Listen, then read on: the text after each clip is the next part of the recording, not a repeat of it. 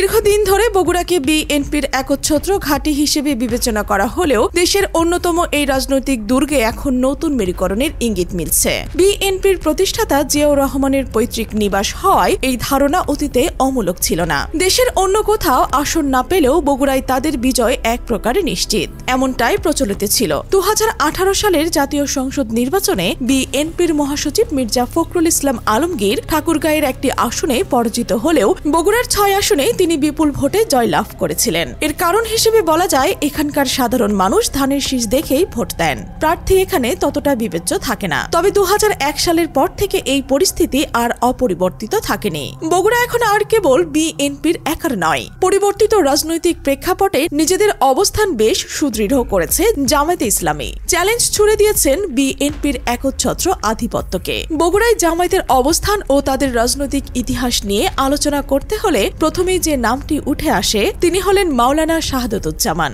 জামায়াতে ইসলামের একজন বিচক্ষণ রাজনীতিবিদ হিসেবে তার পরিচিতি রয়েছে। 1991 সালে পঞ্চম জাতীয় সংসদ নির্বাচনে তিনি বগুড়া 2 আসন থেকে দাঁড়িপাল্লা প্রতীকে সংসদ সদস্য নির্বাচিত হন। সে সময় কোনো জোটের সমর্থন ছাড়াই শাহাদাতুজ্জামান প্রায় 34,000 ভোট পেয়েছিলেন এবং আওয়ামী লীগ ও বিএনপির প্রার্থী মোহাম্মদ মতিউর রহমানকেও পরাজিত করেছিলেন। মূলত তার কারণে এই আসনে জামায়াত একটি শক্তিশালী ঘাঁটি গড়ে তুলতে পেরেছে। এবারের নির্বাচনেও শাহাদাত দাঁড়িপাল্লা প্রতীকে প্রতিদ্বন্দ্বিতা করবেন। ধারণা করা হচ্ছে 1991 সালের মতোই এবারও তিনি বিপুল ভোটে জয়ী হয়ে আসবেন। অর্থাৎ বিএনপির নিজ জেলায় জামায়াতের একজন সংসদ সদস্য প্রার্থীর বিজয় প্রায় নিশ্চিত বলেই মনে করা হচ্ছে। বগুড়া 2 এর পর বগুড়া 3-এও আলোচনা তৈরি করেছে জামায়াত ইসলামী। এই আসনে তারা প্রার্থী করেছে নূর মোহাম্মদ আবু তাহেরকে, যার জনপ্রিয়তা বলা চলে আকাশচুম্বী।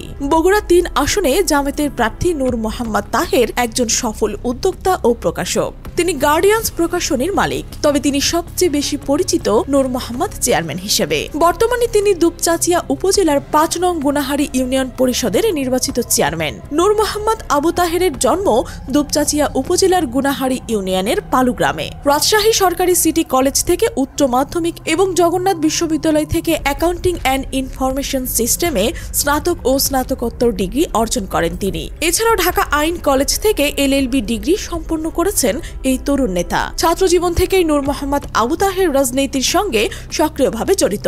বাংলাদেশ ছাত্র শিবিরের জগন্নাথ বিশ্ববিদ্যালয় শাখার দপ্তর সম্পাদক এবং পরবর্তীতে কেন্দ্রীয় কমিটির তথ্য ও প্রযুক্তি বিভাগের সদস্য হিসেবে দায়িত্ব পালন করেছেন তিনি। 2022 সালের 5 জানুয়ারি অনুষ্ঠিত ইউনিয়ন পরিষদ নির্বাচনে সারা দেশের মধ্যে সবচেয়ে বেশি ভোট পান নূর মোহাম্মদ আবু তাহের। 83% ভোট পেয়ে তিনি গুনাহার ইউনিয়নের চেয়ারম্যান নির্বাচিত হন। গার্ডিয়ান পাবলিকেশন ছাড়াও বগুড়ার অন্যতম চিকিৎসা কেন্দ্র Dupchanchia Islamia hospital and diagnostic সেন্টারের ব্যবস্থাপক হিসেবে দায়িত্ব পালন করেছেন শিবিরের সাবেক এই নেতা। মসজিদ, অজুখানা সহ বিভিন্ন নির্মাণ কাজ, দরিদ্রের মাঝে টিউবওয়েল সহ বস্ত্র, ঈদ সামগ্রী বিতরণ এবং মেধাবী শিক্ষার্থীদের শিক্ষাবৃত্তি প্রদানের মতো অসংখ্য সামাজিক ও উন্নয়নমূলক কর্মকাণ্ড পরিচালনা করে আসছেন তিনি। সম্প্রতি সামাজিক যোগাযোগ মাধ্যমে তার রাজনৈতিক জীবনের এক ভয়ঙ্কর অভিজ্ঞতার কথা প্রকাশ্যে এনেছে তাহের। র্যাব অফিসার আমার স্ত্রীকে বলেছিলেন সে যেন আমাকে ডিভোর্স দেয়। এই শিরোনামে তাহের লিখেছেন, 2020 সালের 11 ফেব্রুয়ারি র্যাব তাকে মতিঝিলের গার্ডিয়ান অফিস থেকে তুলে নিয়ে গিয়েছিল। অফিসের সিসিটিভি ফুটেজ শতাব্দী সেন্টারের সিসিটিভি ফুটেজে তার তুলে নেওয়ার প্রমাণ ছিল। মতিঝিল থেকে পোস্তাগোলা ব্রিজ হয়ে কেরানীগঞ্জ টু মোহাম্মদপুর র্যাব 2 এর কার্যালয়ে নেওয়া হয় তাকে। গার্ডিয়ান অফিসের সকলের সামনে থেকে তুলে নেওয়ার পর র্যাব প্রথমে অস্বীকার করে। সারা দিন রাত অস্বীকারের পর তিনি র্যাব 2 এর গাড়ুতে ছিলেন। রাত 9টায় তাকে ভালো মানের খাবার দেওয়া হয়। খাবার শেষ হলেই গামছা দিয়ে চোখ বেঁধে ফেলা হয়। এরপর গাড়ুত থেকে র্যাব 2 এর সিইও পুলিশ সুপার মহিউদ্দিন ফারুকের রুমে নিয়ে যাওয়া হয়। ওয়েটিং রুমে অপেক্ষার পর কিছুক্ষণ পরে তাকে ভেতরে নেওয়া হয়। কাউকে দেখতে পাচ্ছিলেন না তিনি। ফারুকি ঠান্ডা মাথায় প্রশ্ন করেন, কেন তুই অনলাইনে বিবিসি, CNN, প্রথম আলো, কালের কণ্ঠ পত্রিকার ভুয়া URL তৈরি করে সরকারের বিরুদ্ধে উস্কানিমূলক নিউজ ছড়াস? তুই শিবির করিস ঠিক না? তোর তো সব রেকর্ড আমার হাতে, সব স্বীকার করে নে, আজ তোর রক্ষা নেই। কোনো কিছু গোপন করলেই তুই শেষ। তাহের জানান, তাকে তুলে নেওয়া হয়েছিল এই অভিযোগে যে তিনি কোরিয়া প্রবাসী ডক্টর এনামুল হক মনি ভাইয়ের সাথে যোগসাজশ করে অনলাইনে স্বনামধন্য পত্রিকার ভুয়া লিঙ্ক তৈরি করে সরকারের বিরুদ্ধে কাজ করেন এবং বিনিময়ে মাসে 3 থেকে 4,000 টাকা কামাই করেন। হাসিনার বিরুদ্ধে অবমাননাকর ক্যাম্পেইন করেন। মহিউদ্দিন ফারুকি প্রশ্ন করেই উত্তেজিত হয়ে যান। তার উদ্দেশ্যে বলেন, এই সুর এখনো দাঁড়িয়ে আছে কিভাবে, সাইজ করে ফেলিসনি তোরা। এরপর অশ্লীল গালি দিতে দিতে দাঁড়িয়ে যান। এরপরে নিজের পরিচয় খোলাসা করেন তাহের। সব শুনে র্যাবের ফারুকি হেসে দেন, বলেন এত সহজে সব স্বীকার করলে, সব পরিচয় দিয়ে দিলে। তাহের বলেন তিনি খেয়াল করলেন যে ফারুকি তুই থেকে তুমি সম্বোধন করেছেন। তাহের তার বক্তব্যে পরিষ্কার করে বলেন এখন যদি মারতে হয় তাহলে মারুন। ফারুকি মারেননি, তার চোখে বাঁধা গামছা খুলে দেন এবং সামনে বসতে বলেন, চা নিয়ে আসতে বলেন। প্রায় 2 ঘন্টা ধরে তাদের অনেক আলাপ হয়। তার সহজ স্বীকারোক্তিকে ফারুকি প্রশংসা করেন। তখন জামায়াতের পরিচয় স্বীকার করা মানে বিপদ মেনে নেওয়া ছিল। সত্য বলার জন্য ধন্যবাদ দেন এবং তার বক্তব্য বিশ্বাস করেন। ফারুকির চেয়ারের পেছনে একটি দরজা খোলা ছিল। পেছনের রুমটি স্পষ্ট দেখা যাচ্ছিল।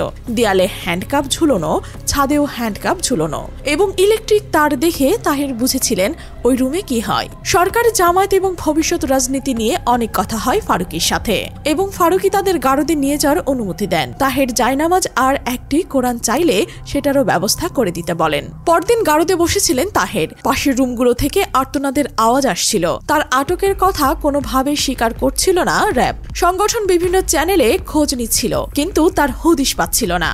সকালে খাবার দিতে আসেন একজন কনস্টেবল। তিনি তাহেরকে দেখেই ভূত দেখার মতো চমকে যান। এই কনস্টেবলের বাড়ি গুনাহারি ইউনিয়নে, তাহেরের জন্মভূমিতে। তাহের তাকে চিনতে না পারলেও তিনি ঠিকই চিনতে পেরেছেন। তিনি ফিসফিস করে নিজের পরিচয় দেন। তাহের যে ঘুমে আছেন তিনি জানতেন। তিনি কিংকর্তব্য বিমূঢ় হয়ে যান। খানিক বাদে নিজেকে সামলে নেন। ইশারায় তাকে কিছু মেসেজ দিতে চাইলে তাহের কলম ও সিগারেটের প্যাকেট চাইলে উদ্দেশ্য ছিল সিগারেটের প্যাকেটের গায়ে কিছু লিখে দেওয়া, কিন্তু তিনি বোঝেন যে সিসি ক্যামেরা রয়েছে, দেওয়া যাবে না। তাহেরকে খাবার খাইয়ে বাহিরে নিয়ে যান এবং কিছুক্ষণ পর এসে জানান ওকে যান। তাহের বুঝলেন তিনি কাউকে না কাউকে জানিয়েছে যে তিনি র‍্যাব 2-তে আছেন। এই লোকটার প্রতি তাহের ভীষণ কৃতজ্ঞ। অনেক ঝুঁকি নিয়ে তাকে সাহায্য করেছিলেন। আল্লাহ তাআলা এমন পরিস্থিতিতে কিভাবে এলাকার লোক ম্যানেজ করে দিলেন চিন্তা করলে আজও সিজদায় মাথা নত হয়ে যায়। আল্লাহ রাব্বুল আলামিনের সাহায্য এমনই। কিছুক্ষণ পরে অনেকগুলো গাড়ি দেখা যায়। গারদ থেকে গাড়িগুলো দেখা যাচ্ছিল প্রেসের গাড়ি, সাংবাদিক, ক্যামেরা। তাহের বুঝলেন সংগঠন তার অবস্থান ট্রেস করতে পেরেছে। সাংবাদিকদের সংগঠনই পাঠিয়েছে। কিছুক্ষণের মধ্যেই তাকে জানানো হয় আপনাকে কোর্টে নিয়ে যাওয়া হবে। তিনি আলহামদুলিল্লাহ পড়েন। ঘণ্টাখানেক পর তাকে গারদ থেকে বের করা হয়। বলা হয় প্রেসের কেউ যদি কোনো প্রশ্ন করে তাহলে বলবেন মোহাম্মদপুর থেকে আপনাকে রাতে গ্রেপ্তার করা হয়েছে। প্রেসের সামনে যেভাবে নেওয়া হয় ঠিক সেভাবেই। দুপাশে কালো সানগ্লাস আর কালো পোশাকের র্যাব। তার অপরাধ সম্পর্কে ব্রিফিং করা হচ্ছে। তিনি কোর্টে গেলেন। রিমান্ড বাতিল করে কোর্ট তাকে কারাগারে পাঠায়। তখন তার একমাত্র সন্তানের বয়স 2.5 মাস। বাচ্চার মা তার ছোট সন্তানকে নিয়ে বগুড়া থেকে ঢাকায় চলে আসেন। কারাগারে তাহেরের স্ত্রী বলেন তোমরা র‍্যাব 2-এ গিয়ে আমার মানিব্যাগ আর মোবাইল নিয়ে আসো। মানিব্যাগে ব্যাংক কার্ড সহ প্রয়োজনীয় কিছু ডকুমেন্ট ছিল। তারা র‍্যাব 2-তে গিয়েছিলেন। সেখানে তার মামলার তদন্তকারী কর্মকর্তা র‍্যাব অফিসার এমন আচরণ করেছিলেন যা তিনি মৃত্যুর আগেও ভুলতে পারবেন না। তাহেরের স্ত্রীর সাথে তার শাশুড়িও ছিলেন। এক তরুণী 2.5 মাসের বাচ্চা কোলে, সাথে তার মা। তরুণীর স্বামী কারাগারে। তাকে র‍্যাব অফিসার বলে দিলেন কেমন ছেলেকে বিয়ে করেছেন। হ্যাঁ, সন্ত্রাসী নূর মোহাম্মদ আর কোনোদিন বের হতে পারবে না। আইসিটি মামলা চালান দিয়েছি আমরা। খুব শীঘ্রই রিমান্ডে নিয়ে আসবো। স্বামীর নাম ভুলে যান। ডিভোর্স দিয়ে নতুন কাউকে বিয়ে করেন। তাহের বলেন আপনি একবার কল্পনা করুন তো দৃশ্যপটটা। 2.5 মাসের বাচ্চা কোলে, সাথে নিজের মা। ওকে বলছে যে যেন তার সন্ত্রাসী স্বামীকে ডিভোর্স দিয়ে দেয়। দুনিয়ার কোন আইনে তাকে এই অধিকার দিয়েছে? পারিবারিক শিক্ষাটাও কোন পর্যায়ে? তাহের বলেন জীবনে 6 বার গ্রেপ্তার হয়েছে। বিয়ের আগে 3 বার, বিয়ের পরে 3 বার। কারাগার কেন্দ্রিক এতটা কষ্ট আর কখনোই পায়নি যতটা কষ্ট পেয়েছেন এই ঘটনায়। এখনো মাঝে মাঝে হিসামের মা ওই অফিসারের কথা জিজ্ঞেস করে। তিনি যথেষ্ট ধৈর্যশীলা এবং তাহেরের সাংগঠনিক জীবনের সাহায্যকারী, কিন্তু এই ঘটনা তার মন থেকে আজও ডিলিট হয়নি। অফিসার কোথায় আছেন তাহের জানেন না। জালিম কি এসব মনে রাখে? কত শত জুলুম না সে করেছে, কোনটি স্মরণে রাখবে?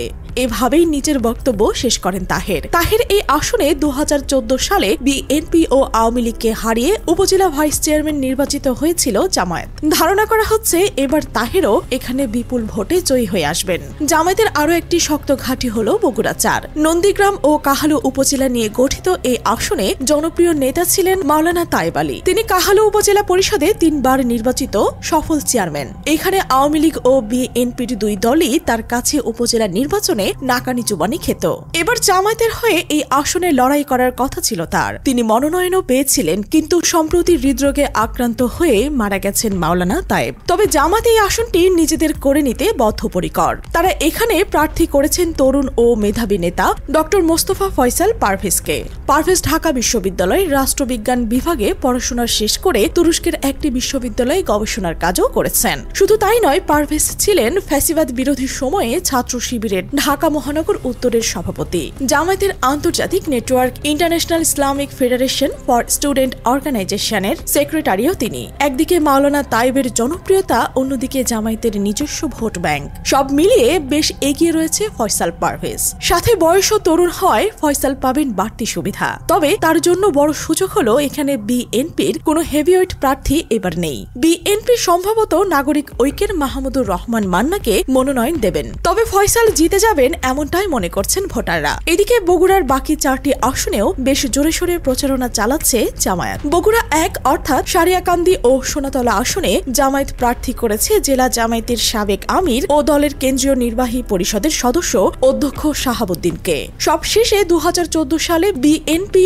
ও আওয়ামী লীগকে হারিয়ে এই 2 উপজেলাতেই ভাইস চেয়ারম্যান নির্বাচিত হয়েছিলেন জামায়াতের নজরুল ইসলাম এবং মোহাম্মদ এনামুল হক। তাহলে বিএনপি যে 2001 সালের ভোট ব্যাংকের হিসাব ধরে আছে, সেটি কি আদৌ কাজে দেবে প্রশ্ন উঠেছে।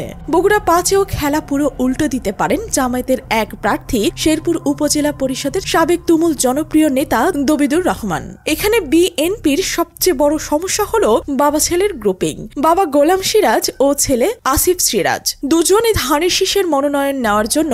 ব্যাপারটা এমন যে একজন নমিনেশন পেলে আরেকজন জামায়াতের পক্ষ হয়ে মাঠে নেমে যাবে অন্যজনকে হারাতে। এদিকে বগুড়া 6 আসনে জামায়াতের জন্য বেশ কঠিন, কারণ এখানে খালেদা জিয়া নিজে বহুবার প্রার্থী ছিলেন। এবার এখানে মনোনয়ন পেতে পারেন তারেক জিয়ার স্ত্রী জোবাইদা রহমান অথবা আরাফাত রহমান কোকোর স্ত্রী শর্মিলা রহমান। জামায়াত এখানে প্রার্থী দিয়েছে শহর জামায়াতের আমির আবিদুর রহমান সোহেলকে।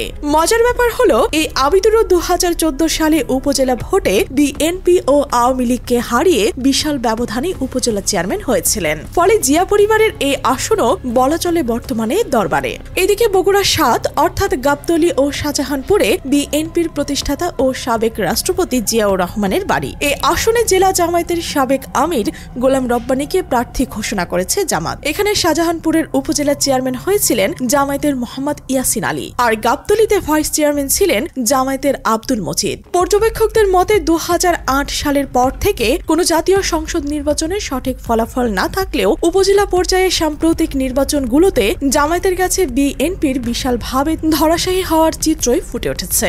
বিএনপি কি সেই হিসাব নিকাশ করছে মনে হচ্ছে? শোনা যাচ্ছে যে 3 আসনে জামায়াতের প্রার্থীরা শক্তিশালী অবস্থানে রয়েছে। সেখানে বিএনপি খালেদা জিয়া, তারেক রহমান, শর্মিলা, এমনকি জোবাইদা রহমানের মতো হেভিওয়েট প্রার্থীদের মনোনয়ন দিয়ে এই শক্ত চ্যালেঞ্জের মোকাবিলা করার কথা ভাবছে। এখন দেখার বিষয়, বগুড়ায় বিএনপির দীর্ঘদিনের এই ঘাঁটিতে জামায়াত কি আঘাত হানতে সক্ষম হবে, নাকি জিয়া পরিবারের হেভিওয়েট প্রার্থীরা দলের ঐতিহ্যবাহী দুর্গ রক্ষা করতে পারবেন? আগামী নির্বাচনে বগুড়ার রাজনৈতিক ইতিহাসে এক নতুন অধ্যায়ের সূচনা করবে বলে মনে করছেন রাজনৈতিক বিশ্লেষকরা। প্রিয় দর্শক, আপনি কি মনে করছেন?